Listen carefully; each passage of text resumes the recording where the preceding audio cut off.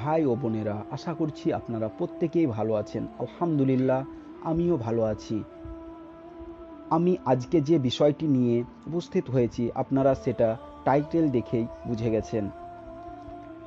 এই যে গান বাজনা টিকটক, এটার ব্যাপারে ইসলাম কি বলছে সেটাই আপনাদের সামনে তুলে ধরব আমি, ইনশাআল্লাহ। ওমা তৌফিক ইল্লা বিল্লাহ।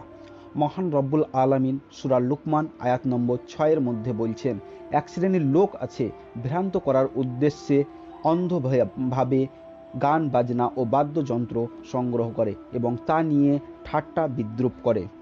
এদের জন্য রয়েছে অবমাননাকর শাস্তি।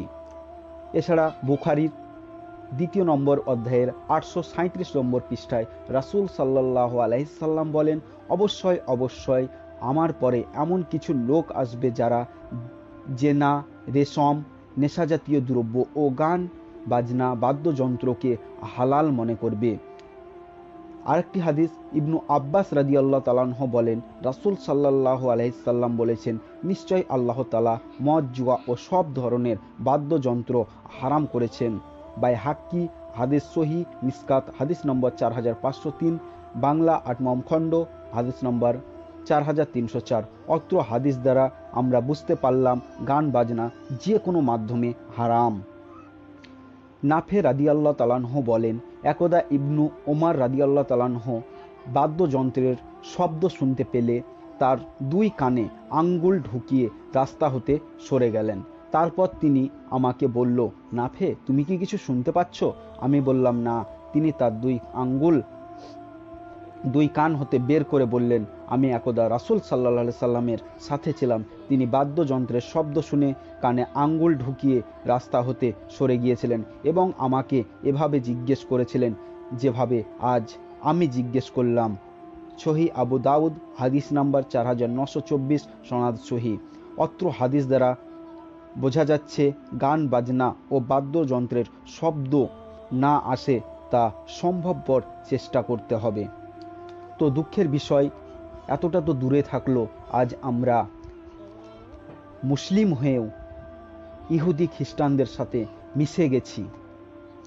গান বাজনা ও বাদ্যযন্ত্রের প্রতি আগ্রহী ব্যক্তির শাস্তি অপমানজনক, যেহেতু এসব কাজের ভালো মন্দ স্বাদ চোখ ও কানের মাধ্যমে গ্রহণ করা হয়, সেহেতু আল্লাহ তাআলা যা অত্যন্ত কষ্টদায়ক এবং অপমানজনক শাস্তি নির্ধারণ করেছেন তাদের জন্য, যারা গান বাজনা টিভিতে, মোবাইল এবং কম্পিউটারের মাধ্যমে দেখে এবং শুনে। এছাড়াও যেরকম অনেক ধরনের অশ্লীল ভিডিও দেখে এবং শুনে।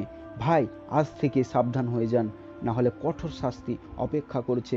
তাই ভাই, আপনাদের প্রতি আমার আবেদন, ফিরে আসুন। যেটা টাইম আছে, এখনো সময় আছে, ফিরে আসেন। যে টাইমটুকু আপনি মোবাইলে খারাপ কিছু দেখার মাধ্যমে সময় অপচয় করছেন, সেটা না করে ভালো কিছু দেখুন, ভালো কিছু শুনুন এবং সেটায় অভ্যস্ত হয়ে উঠুন। এই যে টিকটকের মতো নোংরা কিছু ভিডিও বানিয়ে বা দেখে সময় নষ্ট করবেন না প্লিজ।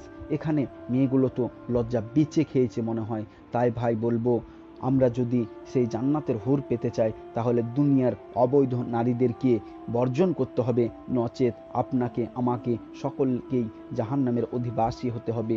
তাই ভাই, আমার বলার উদ্দেশ্য, আমরা যেন প্রত্যেকেই এখন থেকে ফিরে আসতে পারি।